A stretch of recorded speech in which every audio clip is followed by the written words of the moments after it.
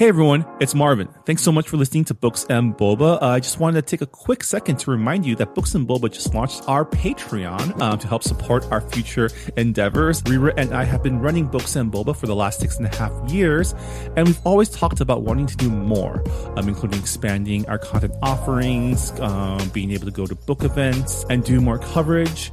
And so to help us get closer to those ambitions, we started a Patreon to help us grow and to better support books by Asian and Asian American authors. We are offering 2 tiers for our Patreon. The first is our regular Boba member coming in at $3 a month, which will give you access to our brand new Books and Boba Discord server so you can engage with your fellow Books and Boba Club members and also Rira and myself in real time. This is where we'll be aiming to move the bulk of our book club discussions, but rest assured we'll still have a presence on Goodreads as well. And our premium tier is our Honey Boba member tier coming in at $5 a month, where in addition to access to our Discord server, you'll also get access to our monthly Boba Chats, a bonus podcast where Rira and I and some guests will get together each month and have a more casual discussion on stuff that may or may not be book related, as well as answer some listener Q&A. Honey Boba members will also have access to a poll to help decide an official Books and Boba book pick once per quarter. So if any of that sounds interesting to you, support Books and Boba on Patreon by going to patreon.com/booksandboba. As always, Rira and I really appreciate your support. All right, thanks for listening, and I'm on with the show.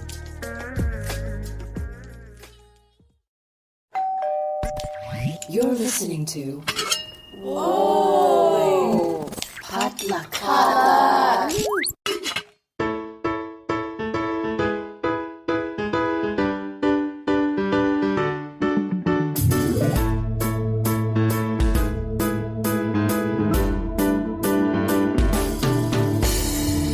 And welcome to Books and Boba, a book club and podcast featuring books by Asian and Asian American authors. My name is Marvin Yue. And I'm Rira Yu. And on this episode, we are chatting with author Deepa Varadarajan, the author of Late Bloomers, a new family drama comedy about an Indian American family whose lives are turned upside down when the parents file for divorce after 36 years of arranged marriage, and the kids are left to deal with the aftermath. This was a really fun read. Yeah, I love the theme of late bloomers. I feel like, especially for Asian Americans, we're put on this path very early on, like to become doctors, lawyers, engineers, and to get married by a certain age. A lot of it is like rooted in just our culture.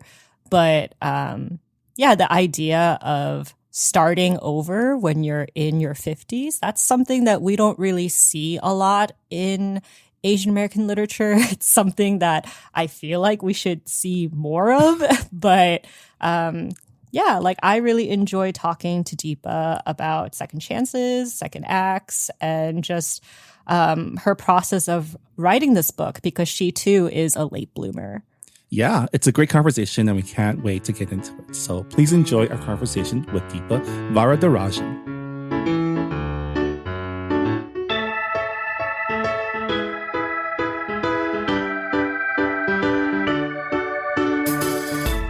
And we are here with author Deepa Varadarajan, the author of Late Bloomers. Welcome to Books and Boba. Thanks so much for having me. I'm so happy to be here. Yeah, thank you for writing such a fun and delightful book. So we always love to start off our author interviews by learning more about you and how you became an author. So can you talk a little bit about how you got started writing? Sure. So much like the title of my book, I am a late bloomer when it comes to writing fiction. I didn't really start until my mid-20s. And, like a lot of writers, I have always loved to read ever since I was a little kid. I grew up in a small university town in Texas, much like the fictional town in this novel. And when I was growing up in the 80s and early 90s, I was one of only a few Indian kids at my school. So I often felt like an outsider. And like a lot of outsiders, I found a lot of, solace and comfort in reading fiction. So I've always been a voracious reader. But it didn't really occur to me to start trying writing fiction until I was in law school in my 20s. And honestly, I'm not sure that I would have had the confidence to think I could have a career writing fiction much before that. So before college, I'd never met a writer. It didn't occur to me that that was the sort of career that, one could have, or that a person like me could have. And honestly, even until I was in college, I hadn't read a novel by a woman of South Asian origin before. And when I was in college, I went to the University of Texas at Austin. I had this amazing English professor who, introduced me to Arundhati Roy's The God of Small Things, which is this, phenomenal book. And from there, I started reading other authors of South Asian descent, like Jabal Lahiri and others. And all of that was very eye-opening for me. And even though, they are phenomenal talents and my writing style is really different and I have a lot to learn, that was a very pivotal thing for me to see in my college years. And I think that was sort of the first inkling of, oh, is this kind of thing a possibility? And then after college, I went to law school, not so much because I knew I wanted to be a lawyer, but because I knew I was going to go to graduate school, and I applied to some very good law schools and I got in. And so I was like, oh, I'd be foolish not to go. And I would not recommend that form of decision-making for other people. I mean, it's just what you do as an Asian young adult, Right. But, lucky for me, I actually did end up really liking law school and I made some wonderful friends. And one of the interesting things is there were some people around me who were publishing nonfiction, publishing novels. And there's something about physical proximity to people doing the thing that you think you might want to do that makes you start thinking, oh, could I maybe do this too? So that was, again, the sort of initial stirrings for me to start thinking, oh, maybe I should try my hand at creative writing. And then I graduated from law school and I started working at a big New York law firm, not unlike the kind of firm that Nikesh works at in the novel. And much like Nikesh, I too did not think of it as a very good fit for me. It was not maybe the right career choice for me. And I knew I wanted some kind of creative outlet. And so I joined a writing workshop, my first ever creative writing workshop. And one evening a week, I would go to this creative writing workshop and I would workshop my work and read other people's work. And it was the thing I looked forward to the most every single week. And so ever since then, fiction writing has been a part of my life. Yeah. I think it's so funny because I feel like, and I don't know if this is going to be the release order of the episodes, but the last, I want to say 3 or 4 author interviews we've had have all been either former or current lawyers who are switching to writing fiction. And many of our authors have also been former doctors, former engineers. And it's I feel like that's a unique thing that we run into being a book club podcast that focuses on Asian authors, because it's kind of like that trajectory that you feel like you need to follow and then switching over to something that you actually more passionate about. Which I guess brings me to the other kind of very basic Asian American question, which is, you went to law school, you got this big job, like every Asian immigrant parent's dream, and then now you're writing books.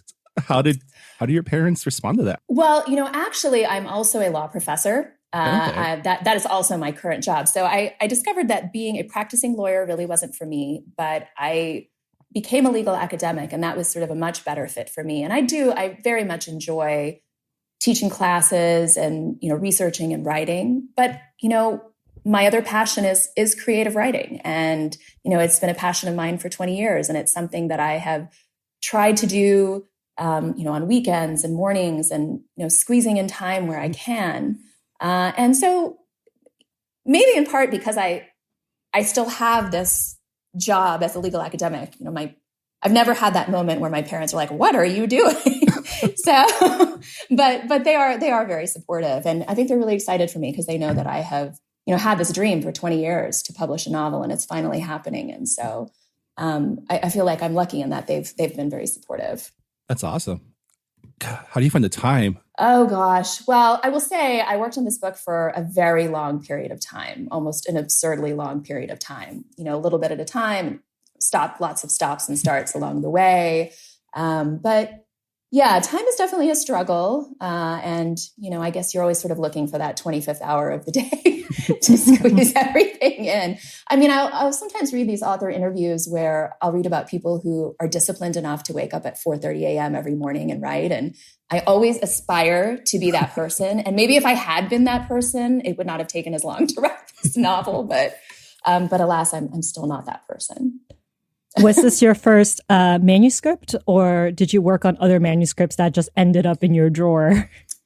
Yeah, so this was my first, but I definitely have written a lot of short stories along the way. And even with this, there were many, many, many drafts that got shoved in a drawer. So I've been working on this novel for a long time, but I will say I've probably, discarded, I don't know, many, many pages, probably over 100 pages. So it's, in some ways it feels like a new novel, even though it's the same novel I have been working on for quite a long time. Yeah, writing is rewriting. I feel like a lot of people don't know like the importance of getting notes and rewriting your drafts like that. That is always the hardest part. And also just the value of getting editors' notes back. So like, I want to ask you, like, what was the process like getting your book published? Like, how long did it take you to get an agent, and how long did it take you to actually reach publication? Yeah. So so it's interesting. So as I mentioned, I'm working on this book for a really long time. And in fact, the initial idea for the character of Suresh, that sort of came to me in the very first writing workshop I ever did, that first creative writing workshop when I was working that law firm job after law school.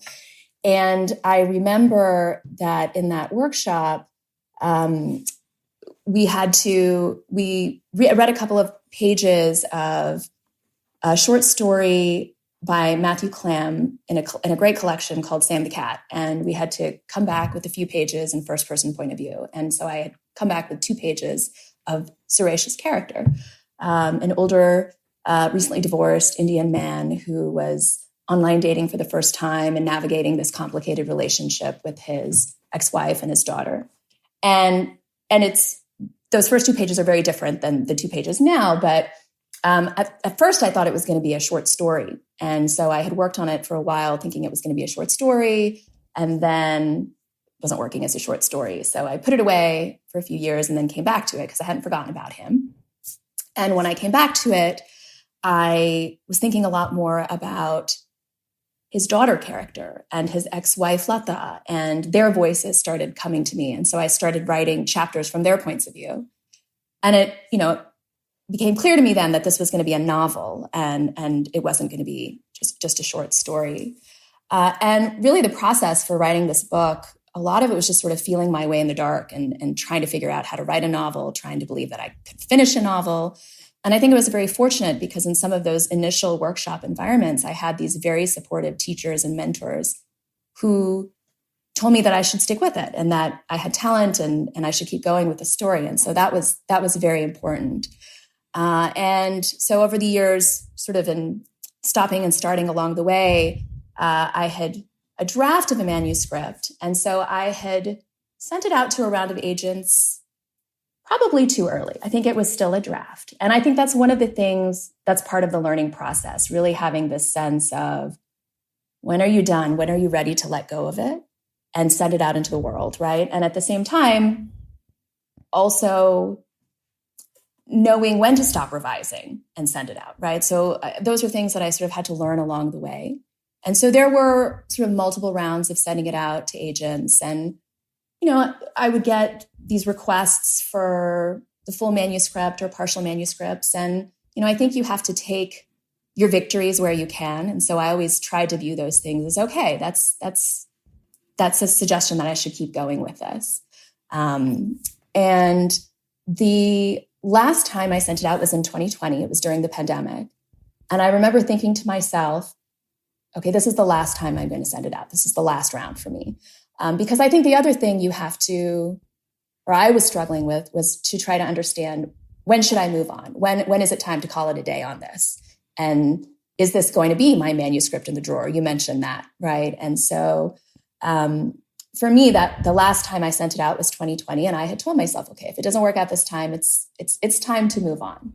And luckily, I got an agent in the winter of 2020, and it felt kind of strange actually to get this really wonderful news in the middle of so much pain and suffering. But it was this wonderful moment for me, and then it was picked up by Random House, and I have this terrific editor, and so I'm really excited with how it's turned out. But it was definitely a very windy road with lots of rejection, lots of self-doubt, lots of wondering if I should keep going or if I should move on to something else. And so, yeah, it was a real learning process for me.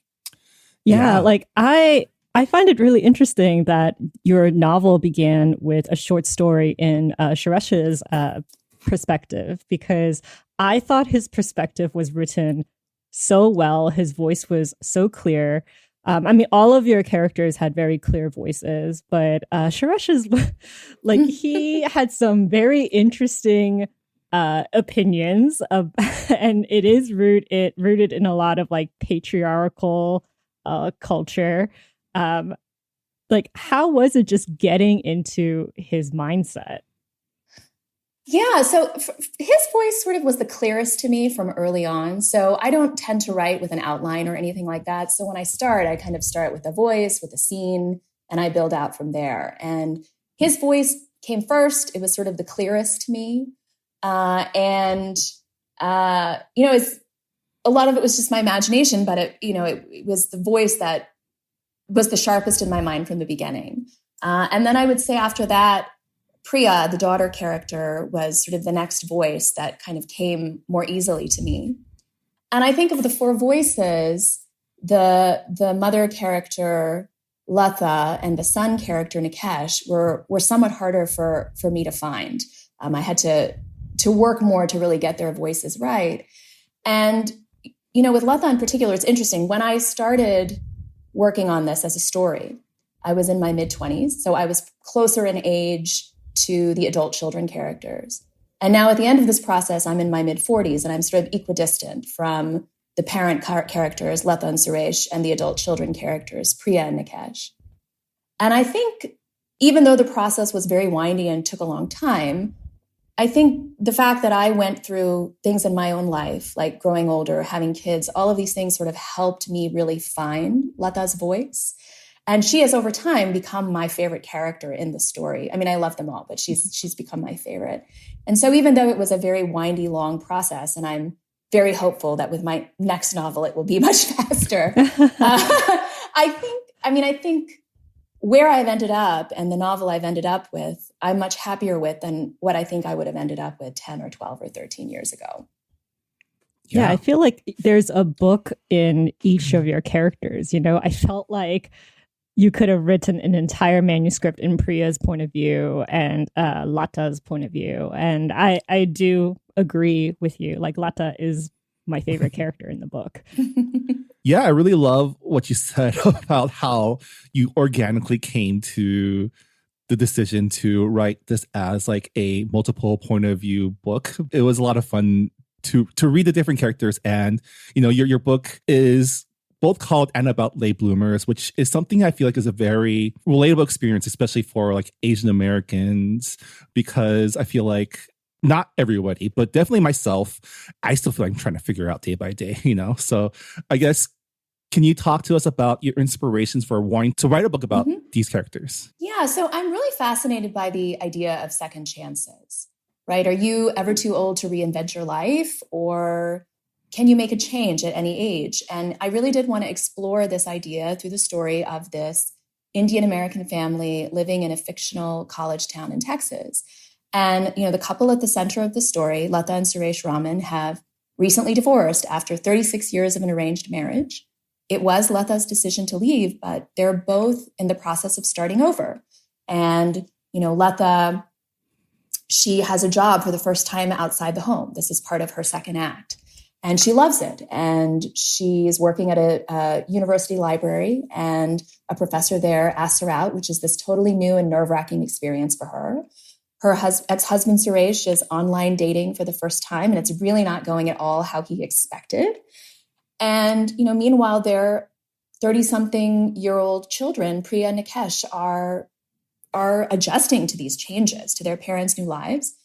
And they are also dealing with their own messy relationship issues, which they've been hiding from their parents. So all of the characters in this family are, late bloomers in a sense, as you said, and they are, learning.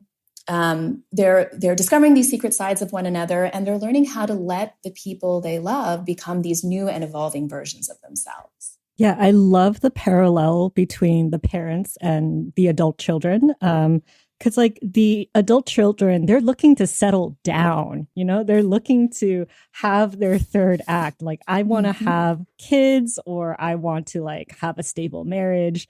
And their parents, after a stable marriage of 36 years, are like, I want to start dating and start dating again. It's such a, you're flipping the script on so many, I guess, Asian American married couples, their trajectory when it comes to marriage. Because I feel like a lot of our parents' generation, they're taught to settle. They're taught this isn't as bad as it could be. So you should be happy. You should be grateful for what you can get.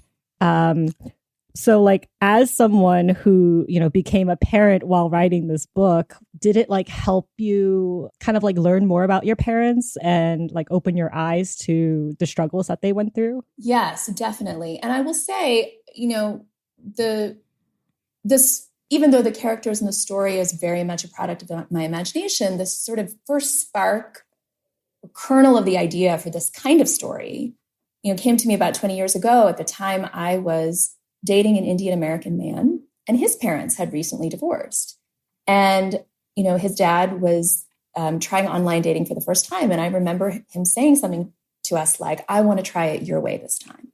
And I was really struck by that. And I thought it was this, brave thing to try for this second act later in life and try something outside your comfort zone. And, at the same time, I was in my 20s and I was going through these relationship issues. And, all of this made me think, I haven't read a story quite like that before, where, an Indian couple, my parents' age, have recently divorced, and their adult children are all going through romantic turmoil at the same time. And, I've always been drawn to stories about families going through change and, second acts and second chances. So this kind of story really appealed to me. And you asked about my own parents, and my parents actually had an arranged marriage, like the couple in this book. Though unlike the couple in this book, they have a successful one. They've been married for almost 50 years, and they're actually a very compatible couple. And I will say, when I was growing up, for my brother and me, it was always this object of fascination, how our parents got together, right? That they had met a few times in a room with their relatives, not really talked to each other, and then they got married. And so this was always sort of this object of fascination. And yet, in our case, they're very compatible, and it worked out well. And yet there were moments in my life where I did wonder to myself, what if it had not worked out this way, right? What if, like some other Indian American friends of mine, it had turned out differently? And so this novel, in a way, is almost an attempt to imagine that what if, that alternate imaginary path. And it's true. I think the process of me growing older and having kids myself has also made me quite sympathetic to my parents in a lot of ways. It's definitely expanded my understandings of what parents go through and the challenges and that, for sure. I mean, I think for a lot of even conservative, South Asian families, divorce is also something that's really hard, right? It's socially not as acceptable. Yeah. And, in the story, Letha definitely struggled with that decision too. And she talks about how it's not lost on her that she decides to do this after her kids are grown up and moved from the house, and after her own parents have passed away, and she doesn't have to worry about, bringing shame on them. And so, I think even though she has taken the step for herself, for her own happiness, she is also a person who cares about duty and obligation and worries about these things too, and has worried about these things. And she's at this moment in her life where she thinks, okay, I can take this step for myself now.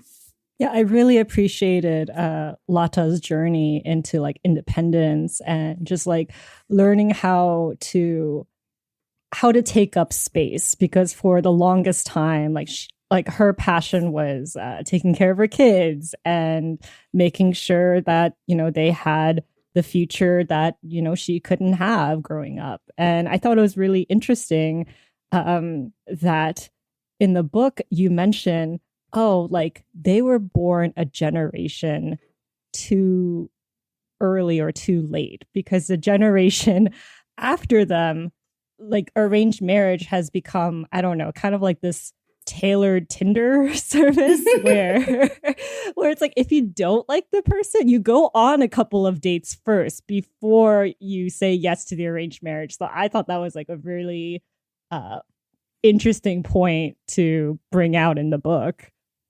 Yeah, I think this is a observation Nikesh is making, and he says,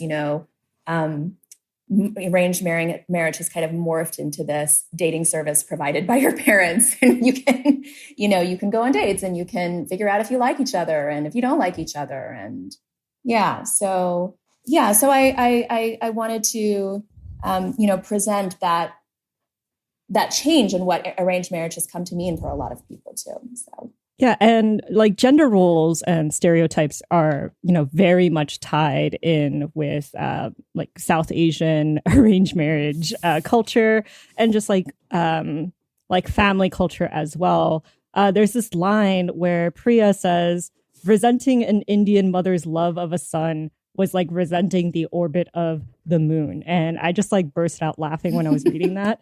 Can you talk more about how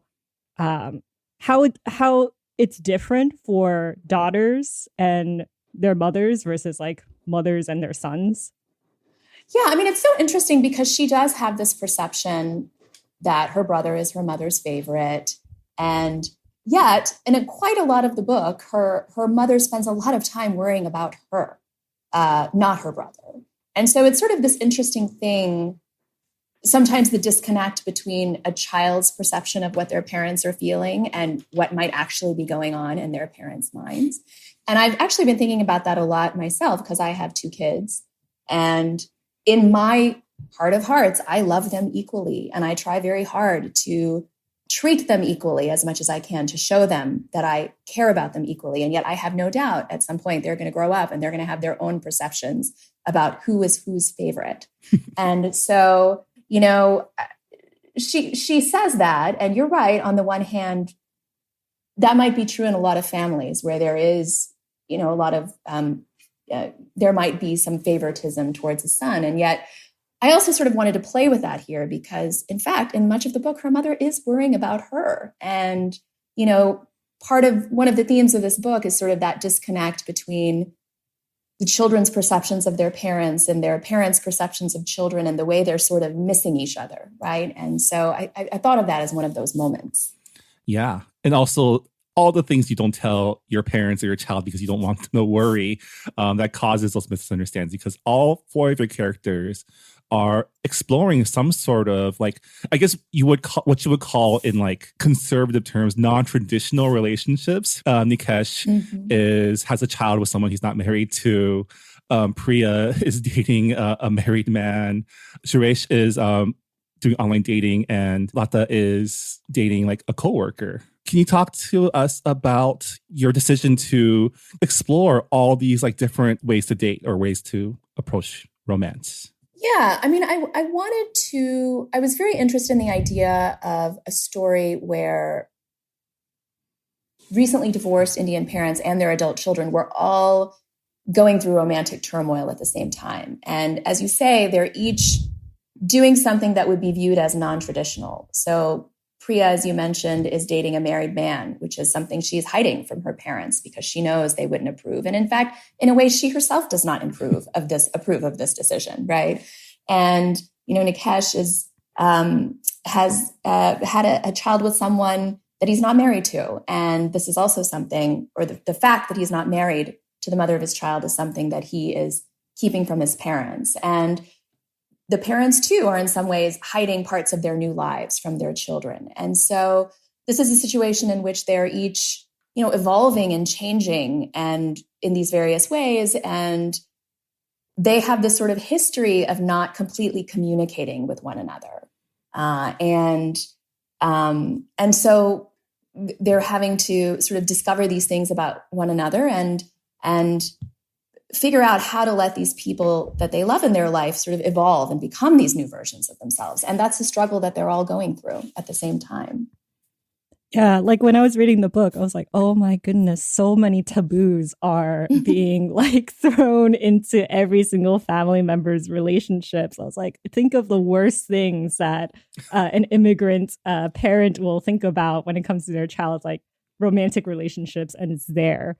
But also at the same time, the parents are going through their own thing. And I thought it was just a fun family comedy, but also there were like, it's comedic, but also there were times where it was really heart-wrenching. And I was like, oh my goodness, like the loneliness that all of the characters feel. Like, I thought that was super relatable, especially these days where marriages are, you can get divorced. And like, there's this expectation to be in a relationship and have kids by a certain age. I will say, I think one of the things that motivated me to write this story is in my life, I certainly have Indian American friends whose parents have gone through divorce. And so, but when I started writing this book, this wasn't really something that I saw depicted very much. And I did want to write that story. There are moments in this book where they're all struggling with these changes. And one of my favorite moments in the story is where Priya is helping her mom get ready for a date. Helping is the wrong word, maybe being more of a nuisance as her mom is getting ready for a date. And, some people have wondered why she's sort of so uncharitable to her parents sometimes. And one of the things I wanted to get across is that part of the reason she feels this resentment is she felt for so much of her life she had to hide her relationships and her romantic interests and that part of her life.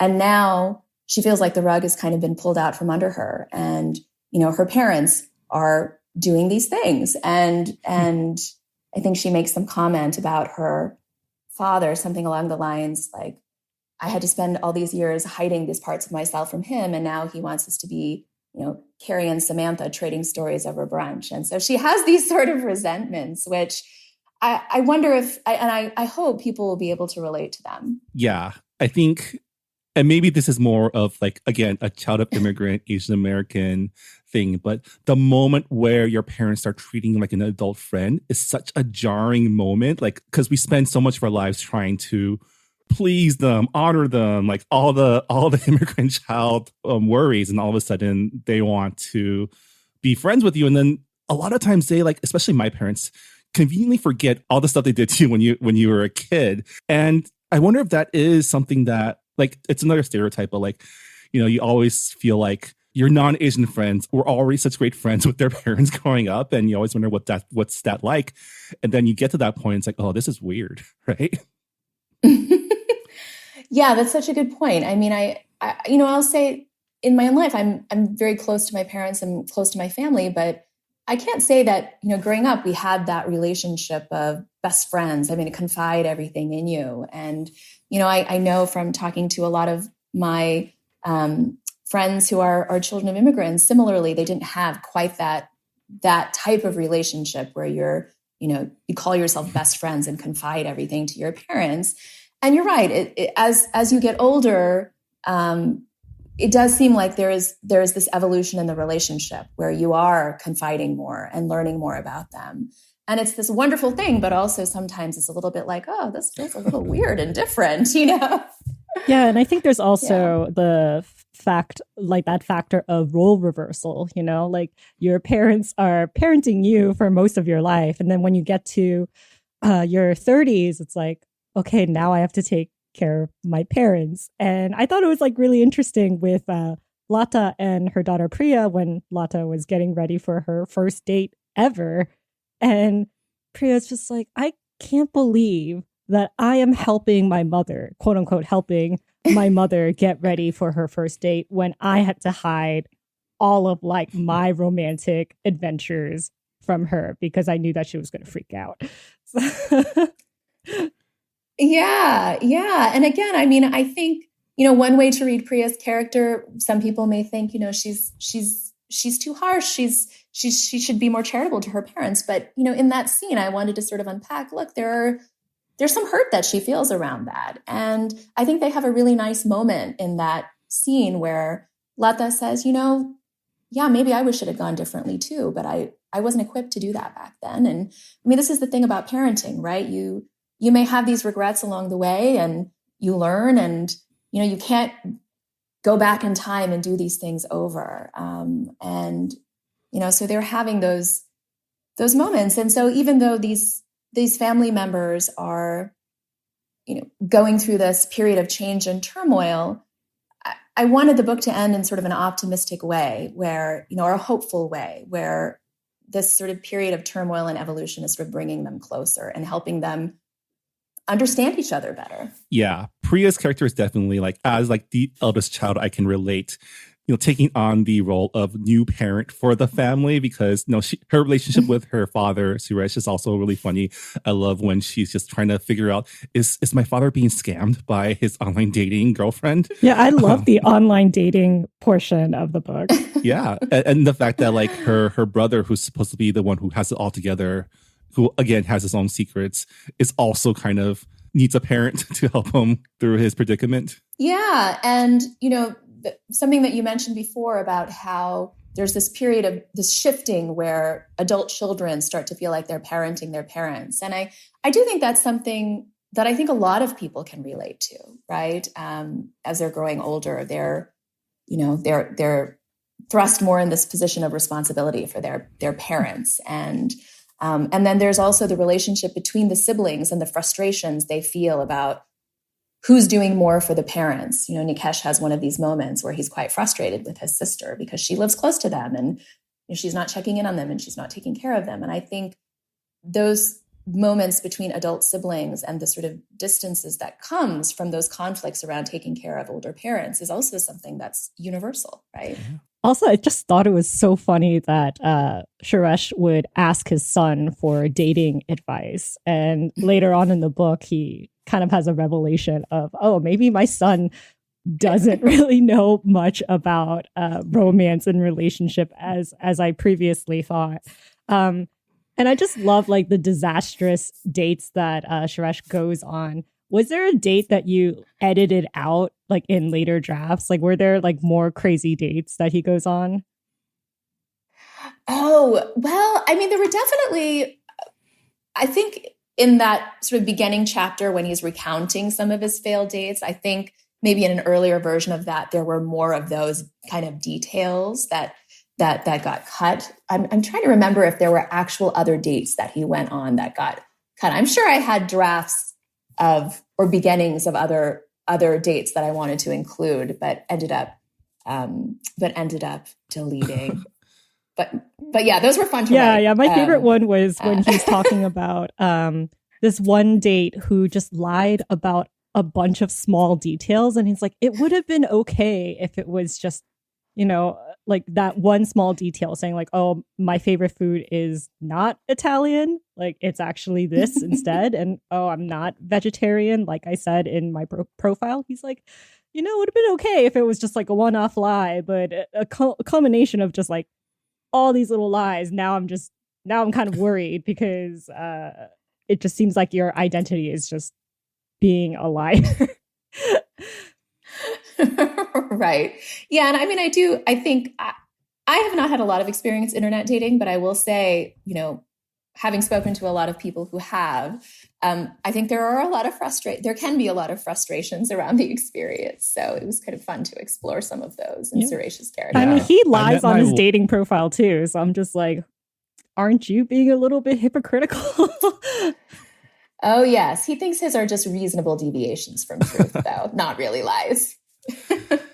Well, his children also, you know, have reasonable deviations about their life too. So it's a it's a family trait, I would say. Right. We're winding down to the end of our time, but what do you want to say to the late bloomers out there who are reading your book? Oh boy. Well, I guess I would say, if you're going to take a few lessons from this book and maybe even my own story about becoming a debut author in my mid-40s, it's never too late for a second act. You can always try for things that you care about. Love can be discovered at any age. And, family dynamics can test us in ways that nevertheless bring us closer. Yeah. It's a great book. I had a lot of fun reading it, and I hope, our listeners who are interested will check it out. I guess, are you working on something new? Like what's next for you? Yeah. So at the moment I am working on a few short stories. I love the short story form too. It's challenging and fun in a different way than writing a novel. But I'm also working on something that I think can grow into a novel. Right now it's just some character sketches and scenes, but I'm hoping it will grow into a novel. And I'm hopeful that this one will go faster. Well, you have practice now, so you have experience on your side. Yeah. Thank you so much for writing this amazing book. And thank you so much for joining us on Books and Boba. Oh, thanks so much for having me. I've really enjoyed this conversation. And that was Deepa Varadarajan. Her novel, Late Bloomers, is now available at booksellers everywhere. As always, you can also get the book on our Books and Boba online bookshop. We do appreciate your support. But on that note, we are knee-deep into Asian Pacific American Heritage Month of 2023. Rira, can you remind us what we are reading this month for book club? So we are reading The Fortunes of Jaded Women by Carolyn Huynh, and it is a contemporary novel about a family of estranged Vietnamese women cursed to never know love or happiness as they reunite when a psychic makes a startling prediction. And it takes place in Orange County's Little Saigon, which is not that far away from where we are recording this podcast. Yeah, excited to chat about this book with you at the end of the month. As always, if you've already finished the book and have some feedback you want to share, please let us know in our Goodreads forums, or if you are a Patreon subscriber, on our Discord server, which you will have access to if you support Books and Boba on Patreon. Also, so we're going to be at Bel Canto's Books Festival of AAPI Books in Long Beach. So there's a bunch of Asian American authors who are going to be there. Some of them have been on our show. So if you guys are at this festival, come say hi to us. Yeah, we'll be there this Saturday, May 13th in Long Beach. So we'd love to see you there. And that'll do it for this episode of Books and Boba. Thanks again to Deepa Varadarajan for chatting with us. And we'll see you all next time. Bye, everybody. Thanks for listening to Books and Boba. This podcast was hosted by Marvin Yue and Rira Yu and edited and produced by Marvin Yue. Follow the book club on Twitter and Instagram by going to @BooksandBoba and engage with us on Goodreads on our Goodreads group. You can also check out past episodes of the podcast by going to booksandboba.com and by subscribing to us on your favorite podcast app. Don't forget, you can support Books and Boba and Asian American authors by purchasing books at our bookshop.org account. Check out the link in our show notes and also at booksandboba.com. Books and Boba is a proud member of the Potluck Podcast Collective, a collective of Asian American hosted podcasts featuring unique voices and stories from the Asian diaspora. Learn more about the collective and check out our fellow Potluck shows by visiting the website podcastpotluck.com. Thanks for listening.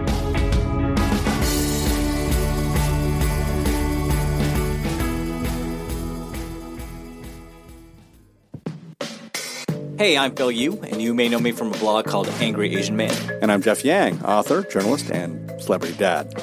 We host a podcast called They Call Us Bruce, an unfiltered conversation about what's happening in Asian America. Each week or so, we host a discussion about some of the most vital and interesting topics in our pop culture and our community, bringing in guests who are shaping and informing this thing called Asian America from Hollywood to D.C. and beyond. We got media, entertainment, food, family, politics, representation. The good, the bad, the WTF of it all. So check us out wherever you get your podcasts or at theycallsbruce.com. Peace. Peace.